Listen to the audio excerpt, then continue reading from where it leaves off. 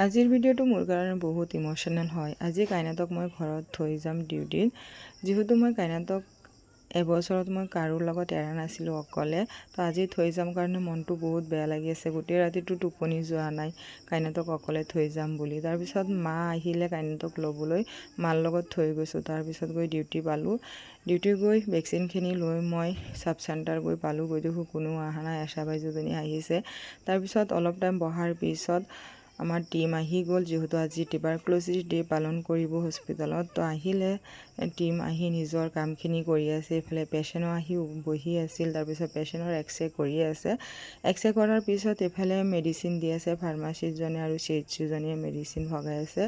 তাৰপিছত বাহিৰতো আমাৰ টিমে কাম কৰি আছে। যিহেতু ৰুমৰ ভিতৰত বহুত গৰম, তো বাহিৰতে বহি গ'ল পেচেণ্ট চাবলৈ। তাৰপিছত মই আকৌ কমিউনিটিত গুচি গ'লোঁ। যিহেতু ভেকচিন কমিউনিটিত দিব লাগিব, তাত গৈ পেচেণ্টৰ BP চালোঁ। মানুহ আহি কৈ আছে BP চাবলৈ। BP চোৱাৰ পিছত মোৰ ডিউটি শেষ হৈ গ'ল। ডিউটি কৰি মই খোজকাঢ়ি গৈ আছোঁ আকৌ চাব চেণ্টাৰত। তাত গৈ আকৌ হস্পিটেল গ'লোঁ। হস্পিটেল গৈ একাউণ্টেণ্টজনৰ লগত লগ কৰি তাৰ পৰা ওলাই দিলোঁ ঘৰত আহিম বুলি।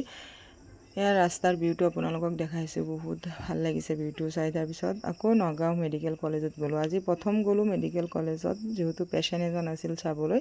গৈ মেডিকেল কলেজটো চাই সঁচাকৈ বহুত ভাল লাগিছে। বহুত ধুনীয়াকৈ বনাইছে আৰু বহুত চাফা হয়। এইফালে বাহিৰত ওলাই দিলোঁ আকৌ ঘৰ আহিম বুলি। যিহেতু ছোৱালীক থৈ গৈছোঁ, তো কেতিয়া আহি পাম। তো আজিলৈ ইমানেই, বাই।